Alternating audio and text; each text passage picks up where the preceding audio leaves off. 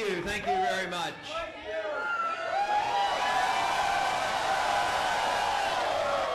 Sounds like you're having a great party. Well, we haven't counted all the votes yet. About half of the votes have been counted. We're in a good second place, but the good news is we're doing very, very well in getting delegates.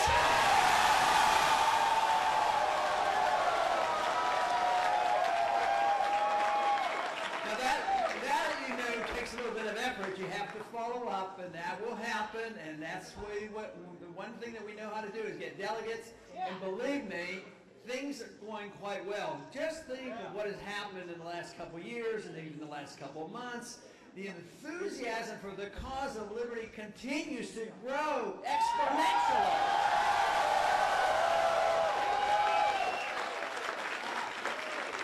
And that's all good news, especially for you young people who need it and will fight. There's a lot of reason for us to be very optimistic, even though, like I've said so many times, the country's waking up, but Washington is still sound asleep. So our message has to be loud and clear. We have to wake them up, wake the rest of the country up, because we cannot continue to do what we're doing. That is what most people in this country know, that we cannot continue to spend money, borrow money, print money, and spread ourselves around the world like we are. That all has to change because we're flat-out broke. We have to admit it, which means, you know, what we have to do is not all that complicated. What we need to do is just get people in Washington to follow the Constitution, which solve all our problems.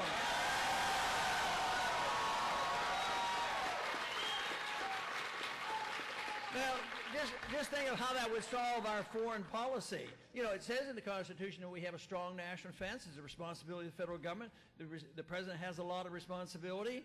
But right now, I don't feel like we do spend a lot on defense. We spend too much money on militarism, doing the wrong thing, getting ourselves into trouble. What happens?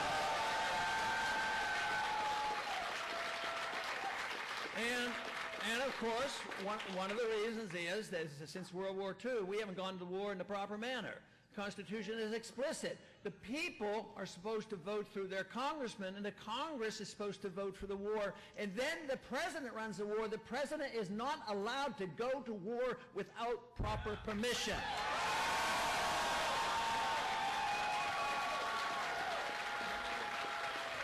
So one very good idea and a strong suggestion is, since we're broke and we're $1.5 trillion in deficit every single year, why don't we stop spending the money overseas by bringing our troops home and stopping the wars?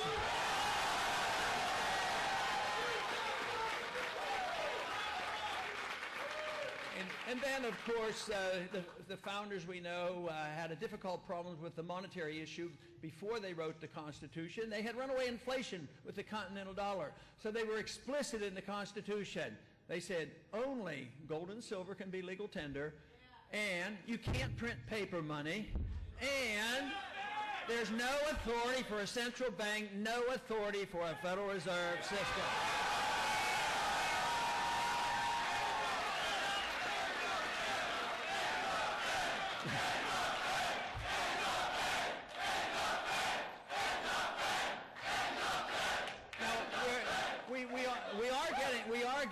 That message out, believe me.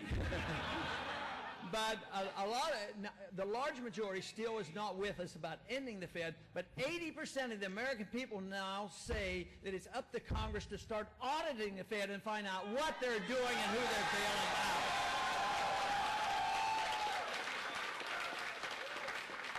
But once they come around to understanding the monetary issue, if they're concerned about big government and deficits, it's impossible with sound money, because you can't print gold, you can't spend the money, and therefore Congress would have to quit spending the money, and there wouldn't be the deficits. And guess what that would prevent? The financial bubbles. What would that prevent? The inflation. It would prevent, of course, the recessions and depressions and the weak economy and a massive worldwide debt crisis that we're facing now that cannot be resolved by doing more of the same things that created the problems in the first place.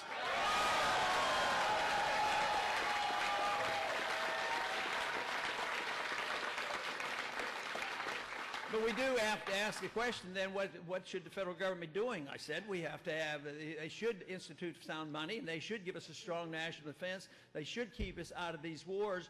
But what else should they do? They should protect our liberty. They should guarantee our freedom. You know, we take an oath of office to defend the Constitution against all enemies, foreign and domestic. Right now, we should worry a lot more about the domestic threat to our liberties than anybody invading this country. It's not going to happen.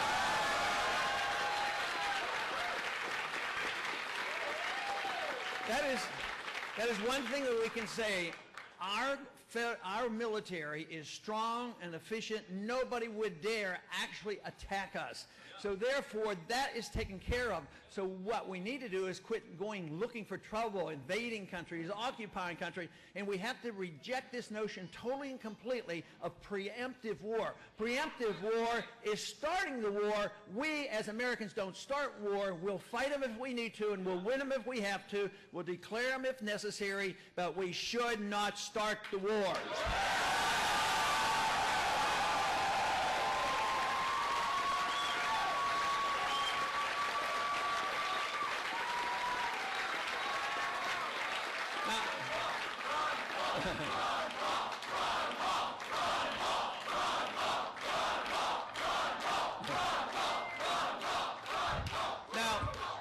It is clear to so many of us that what made our country great was the emphasis on personal liberty. If you have personal liberty, that means you have a right to your life, you have a right to your liberty. You should, of course, have the right to keep the fruits of your labor. But that system doesn't work unless you understand property rights. Your property, you have a right to your own life. That means you own your own life. And property is very important, but property now today is regulated so much by government. You have to get permission from the government for every single thing you do with your land. And of course, if you don't pay the rent, your taxes, you lose your land. So the whole thing has de-emphasized the value of property. The whole idea of the income tax emphasizes the fact that the government owns our income, and then they allow us to keep a certain percentage under their rules. But we can restore prosperity by having sound money, limited government, a much less taxation, a lot less regulation, and a lot less debt, which means that we quit spending overseas. That is not complicated, but politically it is complicated because there are still powerful special interests in Washington and around the country who want power. Power is the seductive issue that tempts people in both parties and all politics. So what we want, wanting our liberty, means we want to diminish the power of government and give the power and the control back to the people.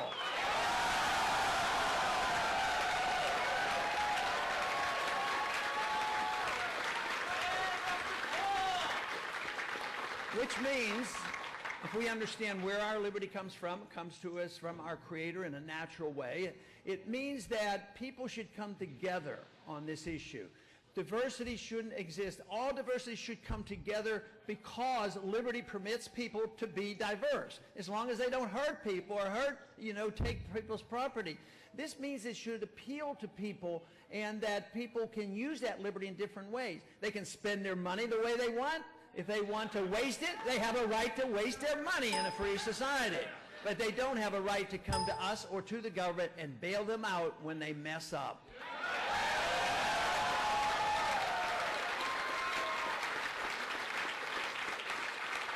And the same thing about social or personal liberty. It is the same thing. For some reason, 100 years ago, when we embarked on this big government, we took liberty and chopped it to pieces, thinking that your personal lifestyle and your personal way you live is different from your economic life. And people half-heartedly defended both.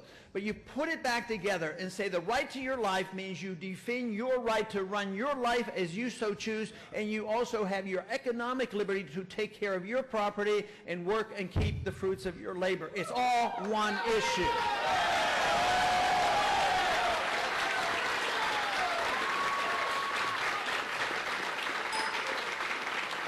Now we have a long way to go to solve our problems in Washington. But let me tell you, from the travels I have made around, especially in this particular state of Washington, there's a lot of enthusiasm, believe me, for the cause of liberty.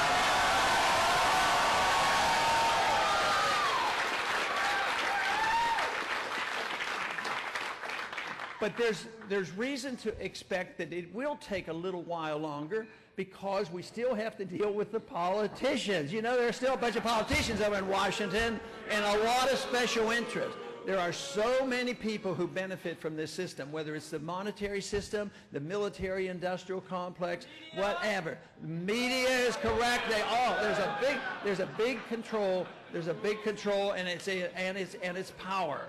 So the answer can be found in liberty.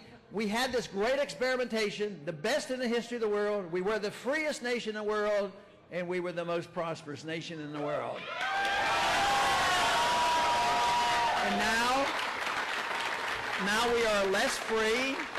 We've devalued our currencies. Devaluing our currencies always undermines the middle class, and it always shrinks the middle class, and wealth is transferred from the poor and the middle class to the wealthy. We see it all around us, and we have nothing but debt. The debt that the wealthy ran up and Wall Street ran up, and Fannie Mae and Freddie Mac, we own all that debt, and the people have that burden. And it has to change, or we cannot restore our freedoms. We cannot restore our prosperity until we understand the very nature of money, the very necessity of a different foreign policy, the very need to have an understanding of property rights, and of course the understanding about what liberty is all about. We've had this great experiment and had this great success, and now if we don't do our job, if this message isn't spread, and we're all obligated to spread it, if this is not spread, we will continue to lose. But let me tell you, the message I'm getting is the message is spreading, and we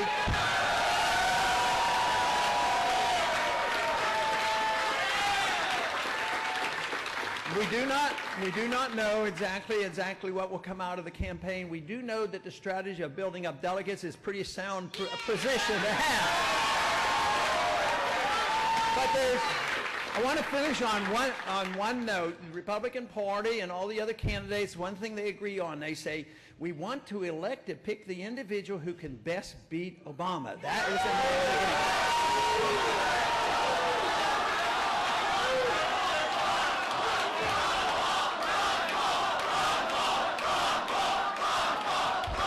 well, and you know, it just turns out that there was a recent poll.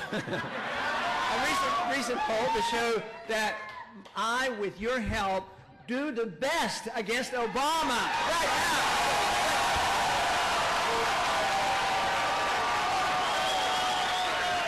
And it should not be a surprise, because when we go around, we get our rallies, people come out. Of course, we have a lot of young people, energetic. We have a lot of independents. We have a lot of independents come out, and we have a lot of Democrats coming around too, saying they're frustrated. But that makes my point. Freedom brings people together, and that is the reason this message will bring conservative Republicans, undecided independents, as well as Democrats who are sick and tired of the promise to protect civil liberties and to end these wars. We can build this coalition and bring it together and restore the republic. Thank you very much.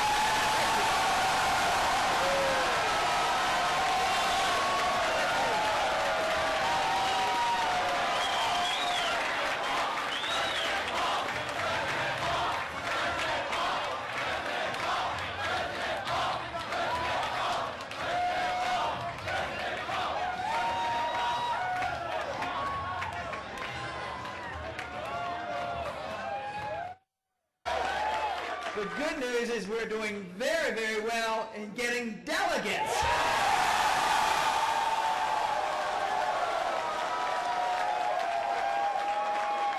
Now that you know takes a little bit of effort. You have to follow up, and that will happen. And that's what the one thing that we know how to do is get delegates. And believe me, things are going quite well.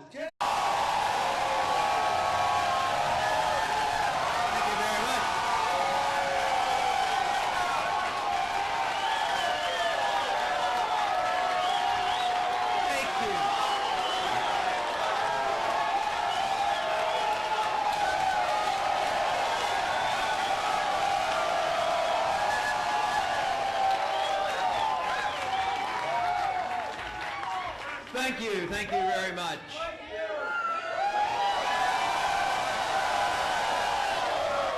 Sounds like you're having a great party. Well, we haven't counted all the votes yet. About half of the votes have been counted. We're in a good second place, but there's a lot of reason for us to be very optimistic, even though, like I've said so many times, the country's waking up, but Washington is still sound asleep. So our message has to be loud and clear. We have to wake them up, wake the rest of the country up, because we cannot continue to do what we're doing. That is what most people in this country think of what has happened in the last couple of years and even the last couple of months. The enthusiasm for the cause of liberty continues to grow exponentially.